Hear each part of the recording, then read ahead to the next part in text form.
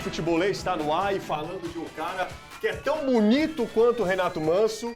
Pau a pau. A opinião de Dona Ana, né? E tão bom atacante quanto o Caio Costa. Exatamente. Aí você matou Pelo o cara. amor de Deus. Matador. Temos telão dele aqui porque só se fala nele. Cara, impressionante. Pedro Raul, 10 jogos com a camisa do Ceará, 9 gols. Esse cara aqui tá um absurdo, né? O Pedro Raul, de novo, foi importante para mais uma vitória do Ceará, que chega agora a 7 pontos. Ontem venceu a equipe do Vasco da Gama.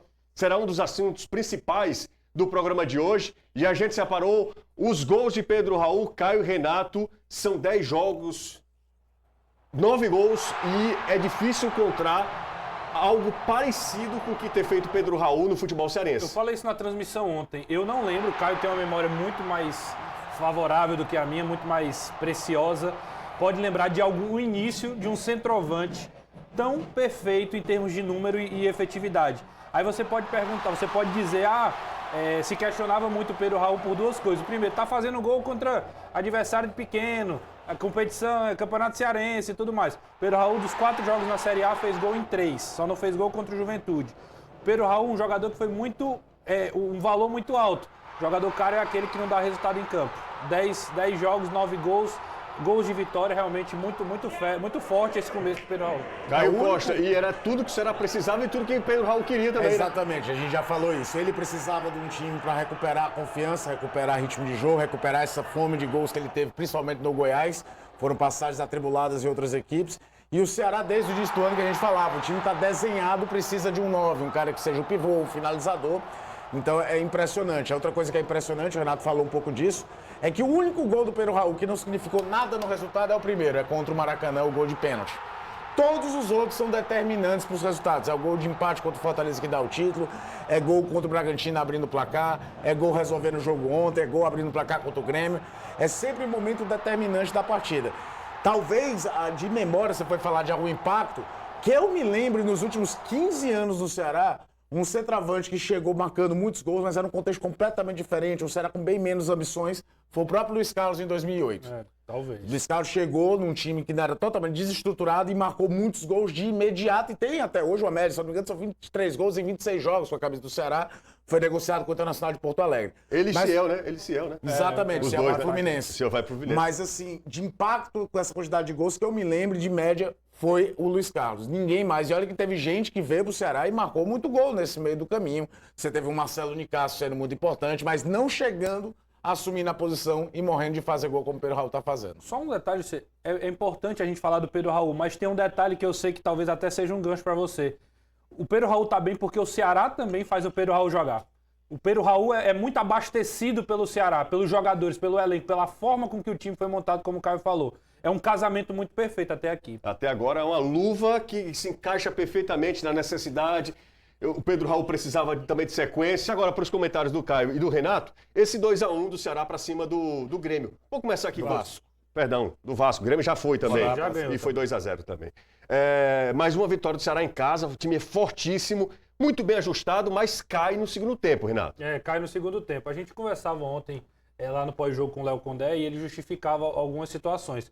Uma coisa que vale a pena destacar é que o Ceará foi um time que marcou muito alto, que marcou uma pressão muito grande. E Caio, ele se desgasta muito fisicamente o Ceará ao longo da partida. É um time que toca bem a bola, que sabe o que fazer, que tem uma proposta muito bem definida e consegue ser efetivo. Só tomou esse chute aí. O único chute que ele tomou e foi talvez esse a aí. finalização mais perigosa do segundo tempo, a gente vai ver mais na frente, é parecida. É o Piton chegando de frente, sem marcação, batendo pra fora. Eu brincava com o José na redação quando a gente chegou aqui. Hoje é um momento histórico. Poucas vezes a gente acertou tanto numa projeção pré-jogo como foi para esse Ceará e Vasco. As qualidades do Ceará, de um time que em casa é muito competitivo, um time que inserta um ritmo de jogo muito forte no primeiro momento, abre de novo o placar, o Ceará saiu ganhando em todos os 4 jogos dele dentro da Série A. Tem a queda de desempenho que a gente estava conversando. É um aspecto físico, um aspecto de não conseguir rodar o elenco. E até mesmo o Verratti fez gol. Que ainda no meio disso tudo, de fato, o grande poder de fogo do adversário se mostrou presente na única grande chance de finalização o Verratti marcou o gol do Vasco. Principalmente depois que o Payet saiu, né? Quando o Payet Exato. sai, o Vasco cai ainda de produção. Entra o Ryan, finaliza 2 vezes já com o Fernando Miguel. Entrou o Alex Teixeira no lugar dele, foi jogar do lado esquerdo, e traz o Ryan para uma posição diferente. Primeiro tempo de domínio do Ceará, o segundo tempo o Vasco equilibra o jogo até com as mudanças. A gente já tá vendo o Ryan o fazendo Ryan a jogada. O Payet tem esse lance aí que foi revisto pelo VAR e não foi marcado. O VAR entendeu que o Dieguinho não faz a carga suficiente para ser um penal, mas foi um Vasco que começou a chegar. O Vasco chegou, finalizou, obrigou o Bruno a trabalhar, depois o Fernando Miguel.